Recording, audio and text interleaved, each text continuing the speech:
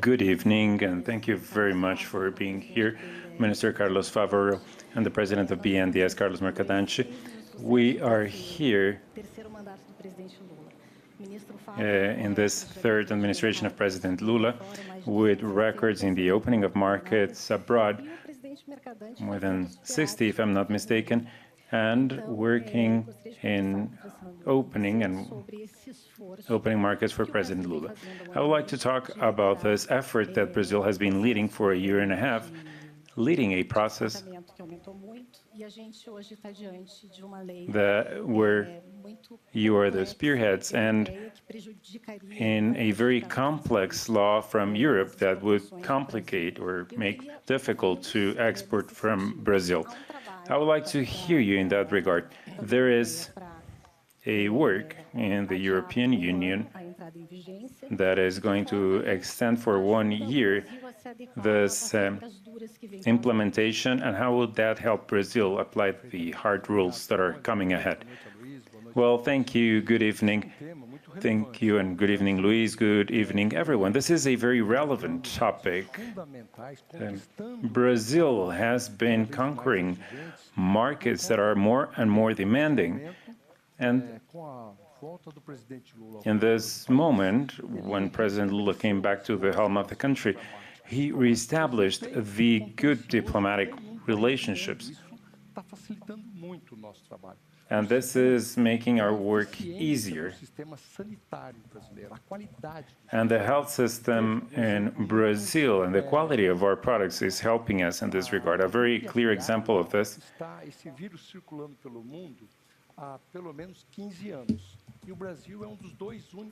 and Brazil is one of the only two countries in the world that doesn't have bird flu or avian flu. And that's why we have almost 40% of the world chicken market that is produced in Brazil.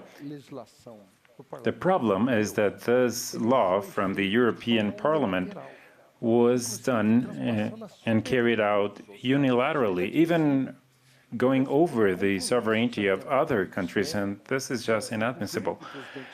And Brazil has very serious commitments, and the government of President Lula is telling the other countries that we don't want to lose more forests. That's why we created our national plan, where we have resources with a lot of coverage, 7% per year, and 2 years for the amortization, to work on those things that are being stopped for several years, and in terms of the degradation of our environment, and that is producing very little.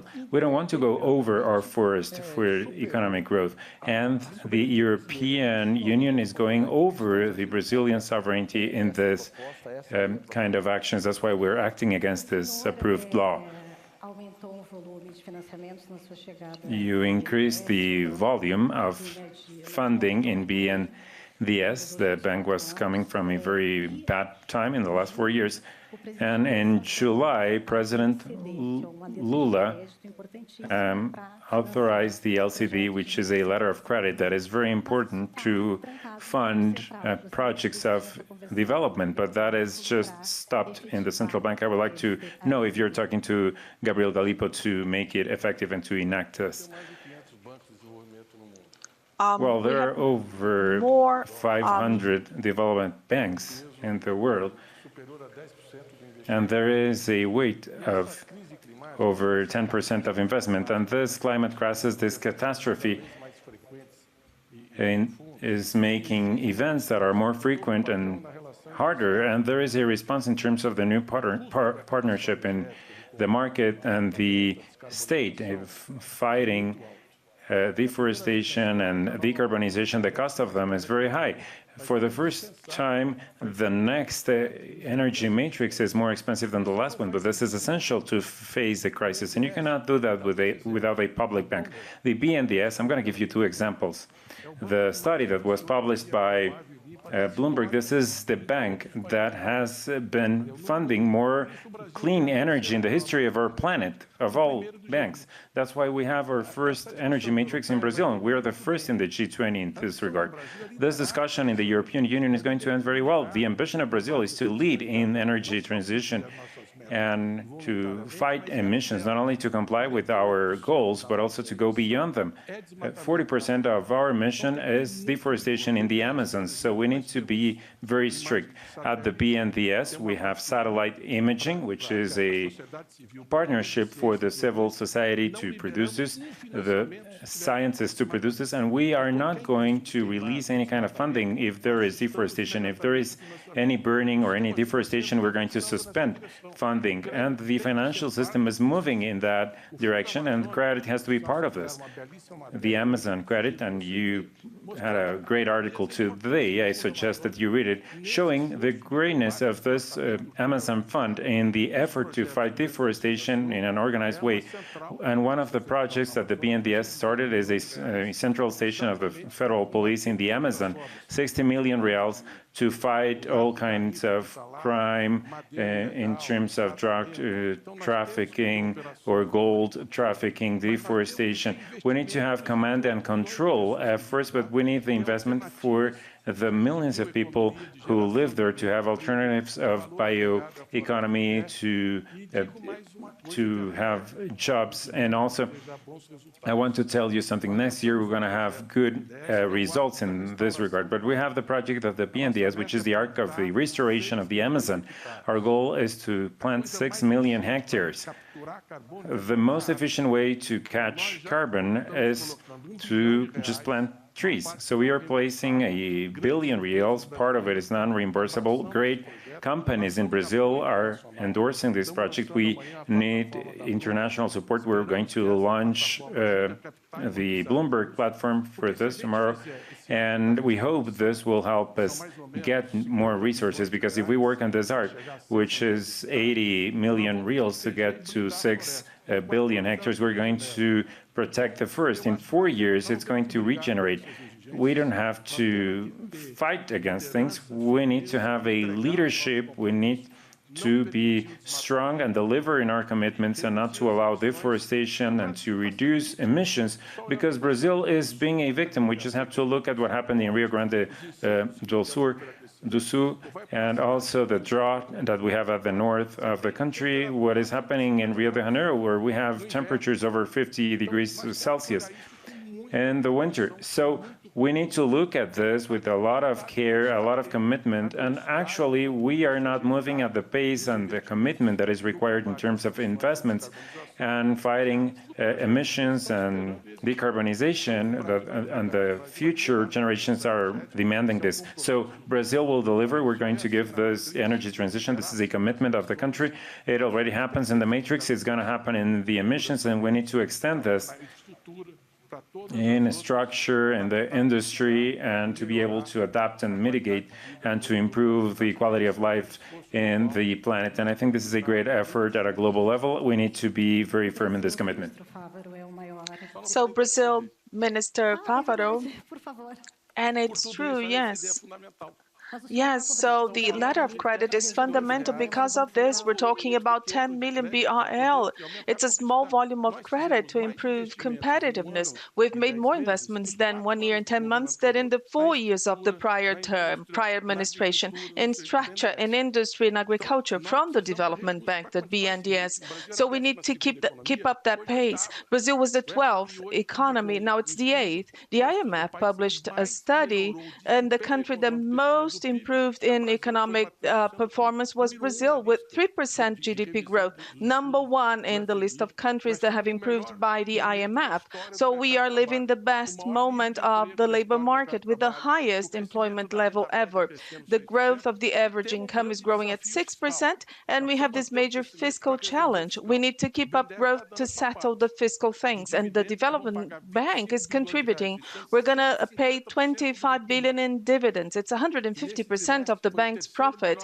This quarter was the third best profit from the entire public-private financial system in Brazil. So we are paying advance. We're going to pay more than 40 billion BRL from the Treasury because we want to help with the fiscal framework. We are a public bank, but there must be lines for innovation. There must be lines for the climate innovation because that leverages, clean energy. And there must be letters of credit for us to fund the continuity of the industry. The industry, it is at the lowest idle rate level from the history, and investments have been growing.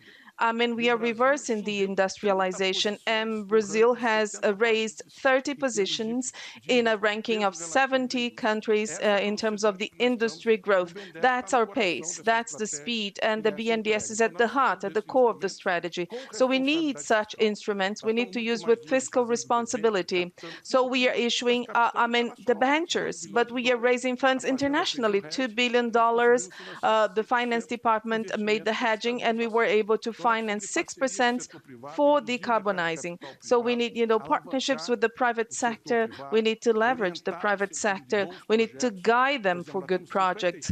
We have, for example, 56 finance projects. No bank in Brazil has that. And it's important because, we can free up the cash to run other investment programs in which we lag behind. We need to catch up and keep up the pace, a safe growth pace. And there are some people making wrong forecasts. People are getting depressed because of that.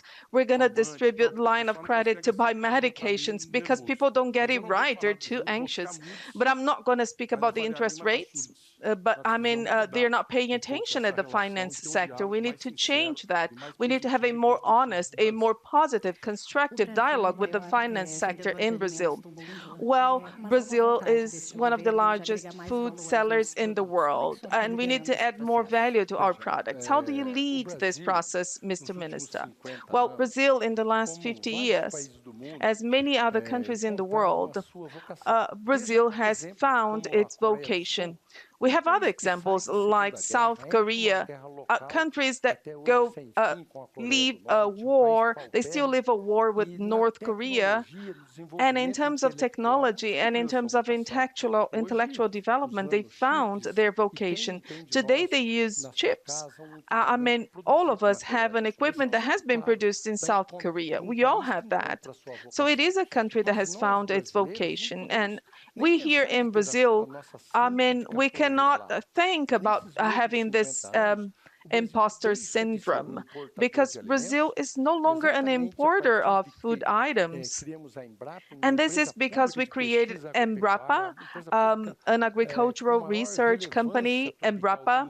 It has the highest relevance in the tropical region. And in the last 50 years, Brazil has become a major producer of food items with responsibility, with technology, and with great deal of development. Brazil has been leading the production of commodities.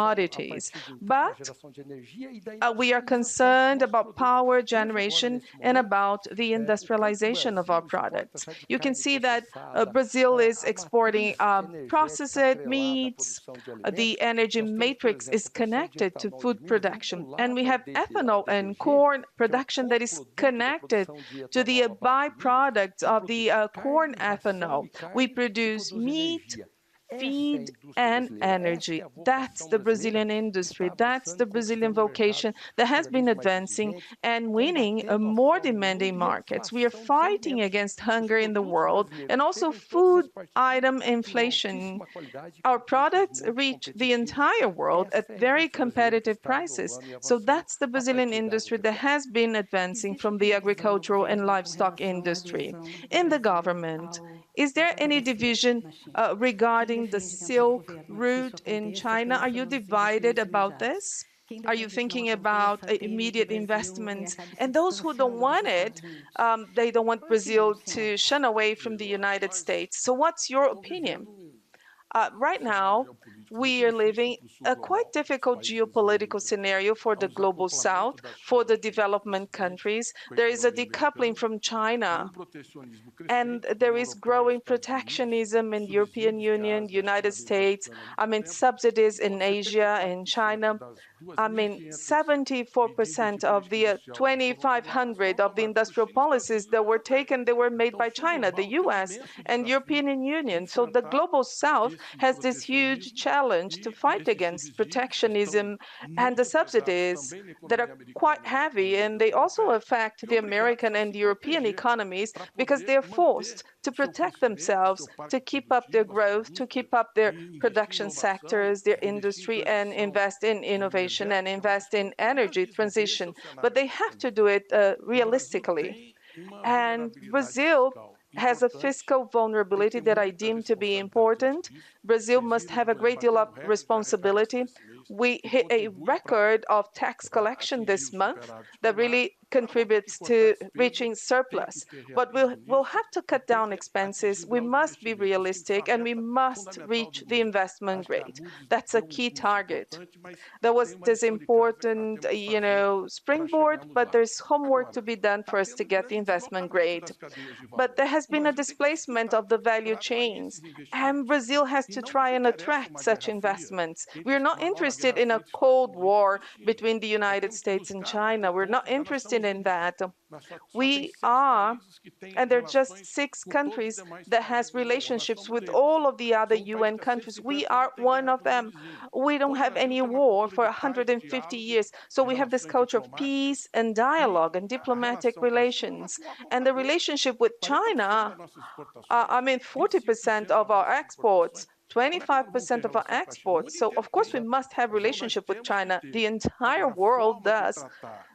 But the way we handle this, the way we deal with this commercial relationship, is being acting realistically, because China competitiveness is unsurmountable. So we have to defend ourselves and we have to be honest and we have to engage into partnerships to bring investments to infrastructure and strategic sectors. And this is what the visit can lead us to do.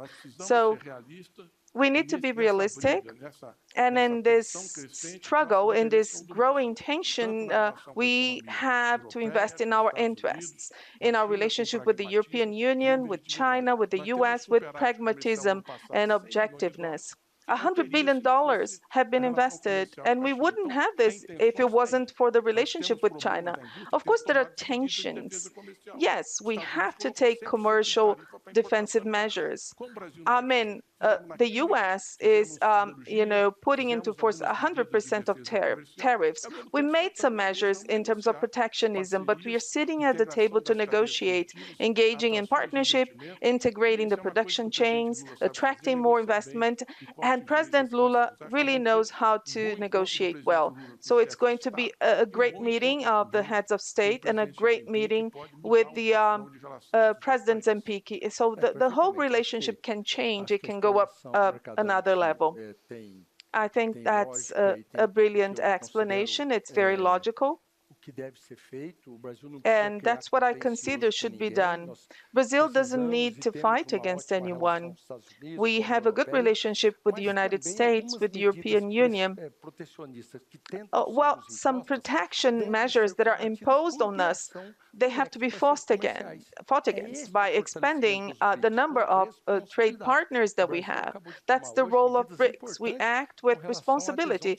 Brazil took measures because there'll be new BRIC countries. But that would come in the way of a harmonious relation.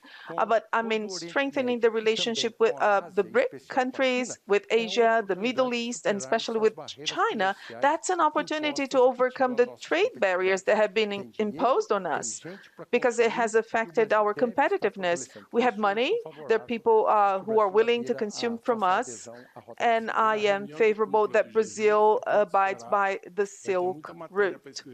Yeah, there'll be lots to write about. There'll be important announcements of new investments and new strategic partnerships with so many countries, with relevant countries. We increased by 14% direct investments this year, and there'll be a leap with the G20 meeting. And then we'll have the BRIC meeting and then COP30. There'll be much about the international scenario that will come to Brazil. Bloomberg is here, and that's an acknowledgement of what I'm saying. So thank you, Bloomberg, for being here.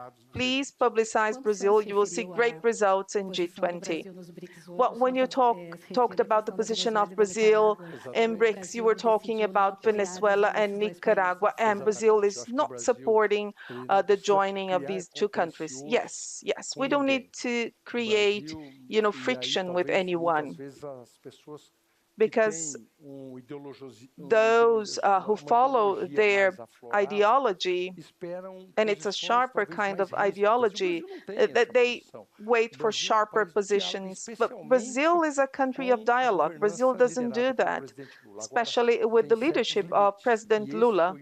But there are certain limits. And that was a limit that was imposed with a great deal of wisdom because that would come to harm the trade relationship with the BRIC, and Brazil made the right decision. I was quite happy with the decision. So China has been investing in the Latin American countries. In the last 2 years, it has invested more in our region than in developed countries. So next month, there will be the Shanghai port to be inaugurated in Peru, and there's high expectations for the agribusiness because you're going to export from Peru. What do you expect from that port in Peru? Well, synchronism. There'll be this synchronism in this relationship with Asia. And Brazil has a strategic plan that has never had in terms of the Pacific route. So the minister, Simone is leading this process to develop routes to ride out our exports. So we are going to reach the Pacific region, 2,000 kilometers in each route. And many of them, they're at an advanced stage. We're going to use maritime transportation. We're going to use river by transportation in the Amazon. We're going to include Bolivia, Peru, Colombia. So Brazil is going to be more competitive because historically we were, having trade relations with the Middle East and China using the Atlantic Ocean. But now we are changing the transportation matrix. This is going to increase our competitiveness, the competitiveness of the Brazilian commodities, for example. There are two important projects. That is the railway, the Oceanic Railway, to cross the Andes, and then we can use the port. And this would yield more competitiveness to us in trading with Asia and especially with China. Using maritime transportation, we get 12 days. We reduce the transportation by 12 days. And in air transportation and in maritime transportation, the UN authority that organizes maritime transportation, well, 90% of the trade is transported by vessels. So they're going to impose tariffs for the energy transition in maritime transportation. So the major promise is biofuels. And Brazil is a powerhouse in terms of biofuels. We have the second generation ethanol. We are funding now major projects. We are now producing the aviation fuel, the SAF, the electrical vehicle made by Embraer. In 2026, we're going to have our electrical vehicle with 2 electrical motors, 100 kilometers of autonomy, a silent vehicle that will, fly like a helicopter. There are 2,900 interested people. So there is a wait line. So we're going to offer aviation line, and we're going to offer, maritime transportation fuels as well.